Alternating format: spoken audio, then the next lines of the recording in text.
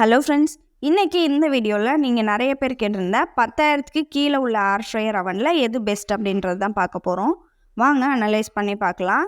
இது நான் product specification வச்சு தான் அனலைஸ் பண்ணியிருக்கேன்.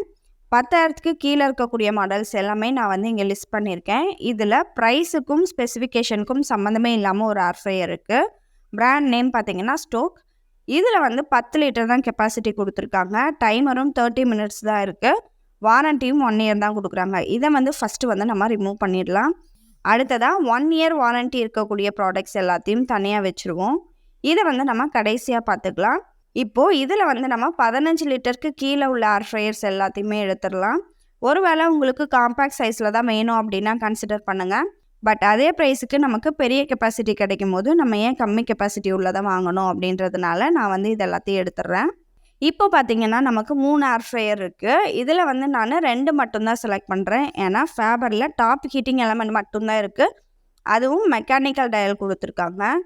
இப்போது இந்த 2ல் என்னோடய சாய்ஸ் என்னன்னு பார்த்தீங்கன்னா இனால்சா ஏரோஸ்மார்ட். எதனாலன்னா அமெரிக்கன் மைக்ரானிக்கில் top and bottom heating element கொடுத்துருந்தாலுமே கஸ்டமைசேஷன் சாய்ஸ் அதிகமாக இல்லை. அதுவும் இல்லாமல் அக்சசரிஸ் ரொம்ப கம்மி. அதனால் இனால்சா ஏரோஸ்மார்ட் தான் இதோட வின்னர்.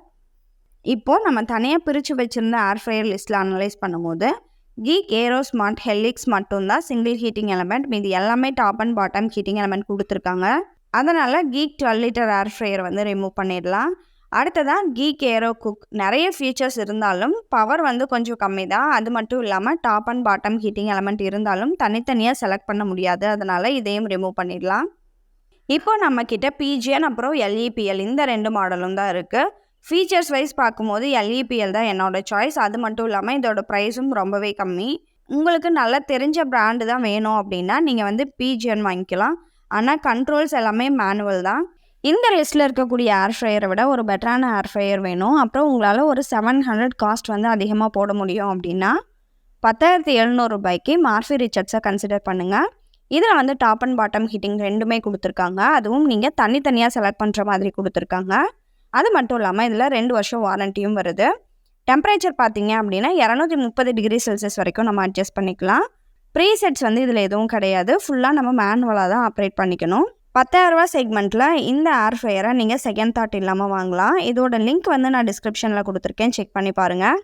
சப்போஸ் 10,000க்கு கீழே வேறு நல்ல ஏர் ஃப்ரையர் அவன் இருந்தது அப்படின்னா கமெண்ட்டில் சொல்லுங்கள். இதில் எந்த ஏர் ஃப்ரையரை ரிவ்யூ பண்ணணும் அப்படின்னு நினைக்கிறீங்களோ கீழே கமெண்ட்டில் சொல்லுங்கள். எந்த ஏர் ஃப்ரையருக்கு அதிக கமெண்ட் வருதோ அந்த ஏர் ஃப்ரையர் வாங்கி ரிவ்யூ பண்ணுறேன். இதோட லிங்க் எல்லாமே டிஸ்கிரிப்ஷனில் இருக்குது, செக் பண்ணிக்கோங்க.